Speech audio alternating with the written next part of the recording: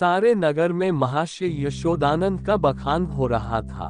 नगर ही में नहीं, समस्त प्रांत में उनकी कीर्ति गाई जाती थी। समाचार पत्रों में टिप्पणियां हो रही थीं। मित्रों के प्रशंसापूर्ण पत्रों का तांता लगा हुआ था।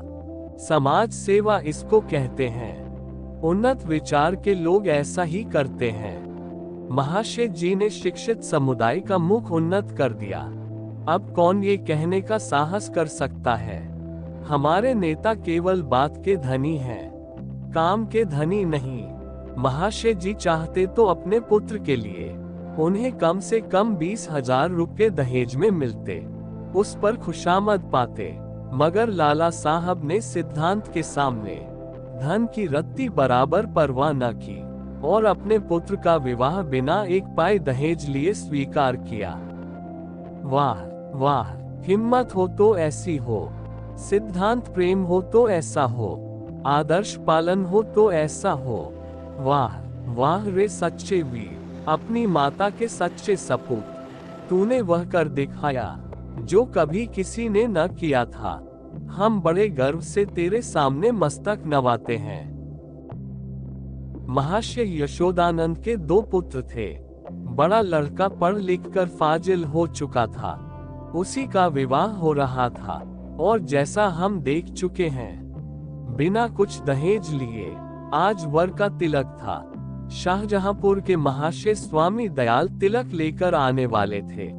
शहर के गणमान्य सज्जनों को निमंत्रण दे दिए गए थे। वे लोग जमा हो गए थे। महफिल सजी हुई थी। एक प्रवीण सितारिया अपना कौशल दिखाकर लोगों को मुग्ध कर रहा था। दावत का सामान भी तैयार था। मित्रगण यशोदानंद को बधाइयां दे रहे थे। एक महर्षि बोले, तुमने तो यार कमाल कर दिया। दूसरे, कमाल ये कहिए कि झंडे गाड़ दिए। अब तक जिसे देखा मंच पर व्याख्यान झाड़ते ही देखा। जब काम करने का अवसर आता था तो लोग दुम दबा लेते थे। तीसरे, कैसे कैसे बहाने गढ़े जाते हैं। साहब, हमें तो दहेज से सख्त नफरत है। यह मेरे सिद्धांत के विरुद्ध है। पर करूं क्या, बच्चे की अम्मी नहीं मानती। कोई अपने बाप पर फेंकता है, कोई और किसी खर्राट पर। चौथे, अजी कितने तो ऐसे बेहया हैं जो साफ साफ कह देते हैं कि हमने लड़के की शिक्षा दीक्षा में जितना खर्च किया है वह हमें मिलना चाहिए, मानो उन्होंने ये रुपए किसी बैंक में जमा किए थे। पांचवें, खूब समझ रहा हूँ आप लोग मुझ पर छींट उड़ा रहे हैं। इसमें लड़के वालों का ही सारा दोष है या लड़की वालों का भी है। पहले, लड़की वालों का क्या दोष है सिवा इसके कि वह लड़की का बाप है। दूसरे, सारा दोष ईश्वर का है जिसने लड़कियां पैदा की। क्यों? पांचवें, मैं यह नहीं कहता न सारा दोष लड़की वालों का है न सारा दोष लड़के वालों का, दोनों ही दोषी हैं। अगर लड़की वाले कुछ ना दे तो उसे यह शिकायत करने का तो कोई अधिकार नहीं है कि दाल क्यों नहीं लाए, सुंदर जोड़े क्यों नहीं लाए, बाजे गाजे और धूमधाम के साथ क्यों नहीं आए, बताए। चौथे, हाँ, आपका ये प्रश्न गौर करने के लायक है। मेरी समझ में तो ऐसी दशा में लड़के के पिता से यह शिकायत न होनी चाहिए। पांचवें, तो यो कहिए कि दहेज की प्रथा के साथ ही दाल, गहने और जोड़ों की प्रथा भी त्याज्य है। केवल दहेज को मिटाने का प्रयत्न करना व्यर्थ है। यशोदानंद, ये भी लेम एक्सक्यूज है। मैंने दहेज नहीं लिया है, लेकिन क्या दाल गहने न ले जाऊंगा। पहले, महर्षि आपकी बात निराली है। आप अपनी गिनती हम दुनिया वालों के साथ क्यों करते हैं? आपका स्थान तो देवताओं के साथ है।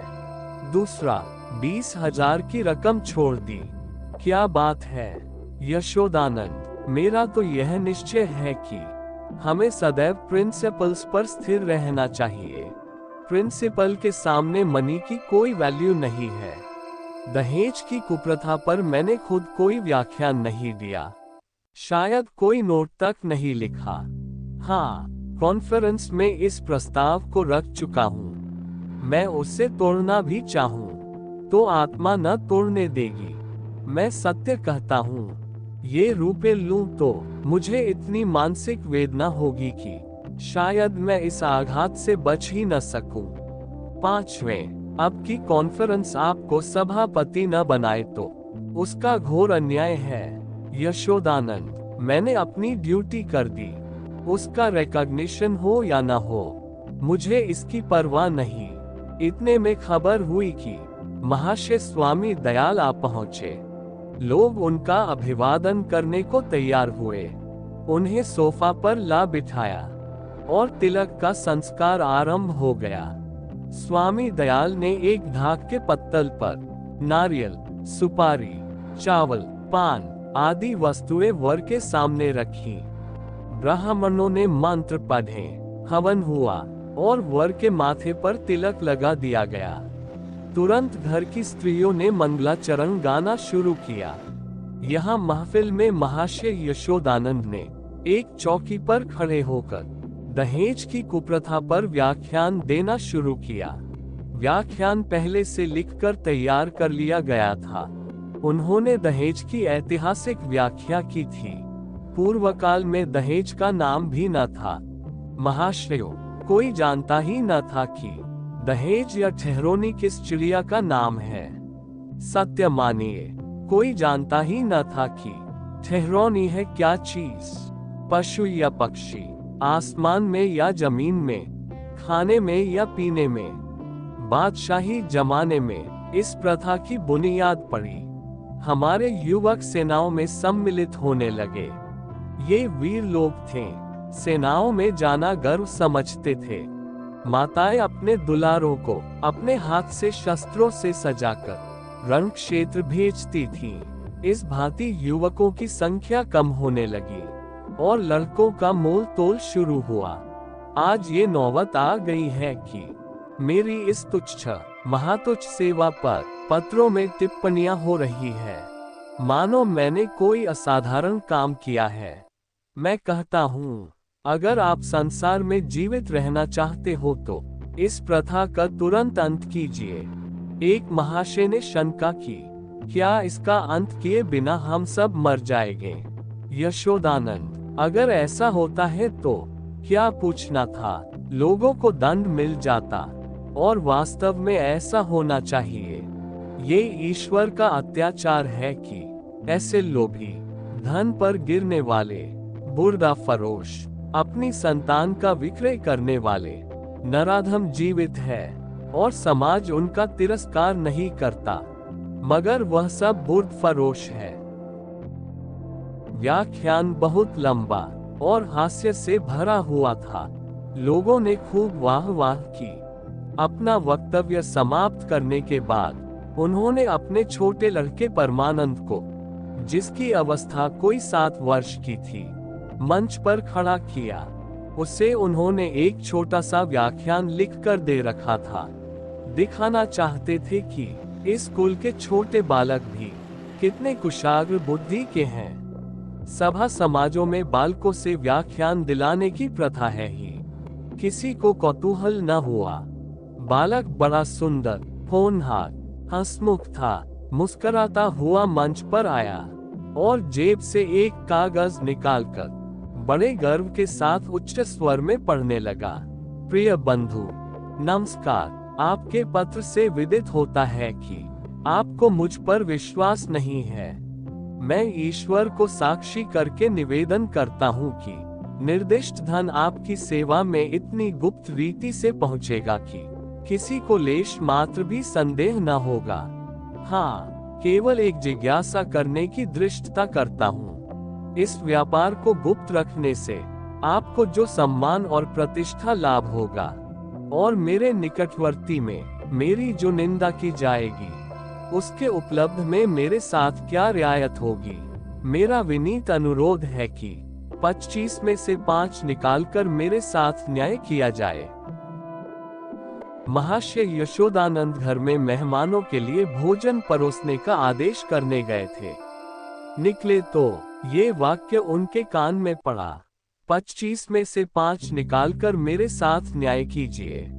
चेहरा फक हो गया, झटपट लड़के के पास गए, कागज उसके हाथ से छीन लिया और बोले, नालायक, यह क्या पढ़ रहा है? ये तो किसी मुवक्किल का खत है जो उसने अपने मुकदमे के बारे में लिख कर दिया था। एक महाशय, पढ़ने दीजिए। इस तहरीर में जो लुत्फ है वह किसी दूसरी तहरीर में ना होगा। दूसरे, जादूवार जो सिर पर चढ़ के बोले। तीसरे, अब जलसा बर्खास्त कीजिए, मैं तो चला। चौथे, यहाँ भी चलंतु हुए। यशोदानंद, बैठिए बैठिए, पत्तल लगाए जा रहे हैं। पहले, बेटा परमानंद, जरा यहाँ तो आना, तुमने ये कागज कहाँ पाया? परमानंद, बाबूजी ने ही तो लिखकर अपनी मेज के अंदर रख दिया था। मुझसे कहा था कि इसे पढ़ना। अब फालतू मुझसे खफा हो रहे हैं। यशोदानंद, वह ये कागज था सुअर, मैंने तो मेज के ऊपर रख दिया था। तूने ड्रा में से क्यों ये कागज निकाला? परमानंद, मुझे मेज पर नहीं मिला। यशोदानंद, तो मुझसे क्यों नहीं कहा? ड्रा क्यों खोला? देखो, आज ऐसी खबर लेता हूँ कि तुम भी याद करोगे। पहले, यह आकाशवाणी है। दूसरे, इसी को लीडरी कहते हैं कि अपना उल्लू भी सीधा करो और नेकनाम भी बनो। तीसरे, शर्म आनी चाहिए, ये त्याग से मिलता है, धोखेबाजी से नहीं। चौथे, मिल तो गया था पर एक आंच की कसर रह गई। पांचवें, ईश्वर पाखंडियों को यूं ही दंड देता है। ये कहते हुए लोग उठ खड़े हुए। यशोदानंद समझ गए कि भांडा फूट गया, अब रंग न जमेगा। बार बार परमानंद को कुपित नेत्रों से देखते थे और डंडा तौल कर रह जाते थे। इस शैतान ने आज जीती जिताई बाजी खो दी। मुंह में कालिख लग गई, सिर नीचा हो गया, गोली मार देने का काम किया है। उधर रास्ते में मित्रगण यो टिप्पणियां करते जा रहे थे। एक, ईश्वर ने मुंह में कैसी कालिमा लगाई कि हयादार होगा तो अब सूरत न दिखाएगा। दूसरा, ऐसे ऐसे धनी मानी विद्वान लोग ऐसे पतित हो सकते हैं, मुझे तो यही आश्चर्य है। लेना है तो खुले खजाने लो, कौन तुम्हारा हाथ पकड़ता है? यह क्या है? माल भी चुपके उड़ाओ और यश भी कमाओ। तीसरा, मक्कार का मुंह काला। चौथा, यशोदानंद पर दया आ रही है, बेचारे ने इतनी धूर्तता की, उस पर भी कलई खुल ही गई। बस एक आंच की कसर रह गई। दोस्तों, आपको ये कहानी कैसी लगी? आप अपने कमेंट के द्वारा हमें अवश्य बताएं और ऐसी ही कहानियां सुनने के लिए हमारे चैनल को लाइक करें और सब्सक्राइब करें और शेयर करना ना भूलें। ये वीडियो देखने के लिए आपका धन्यवाद।